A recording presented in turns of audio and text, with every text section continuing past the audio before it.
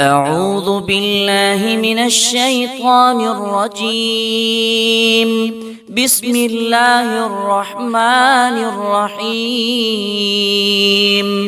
قل يا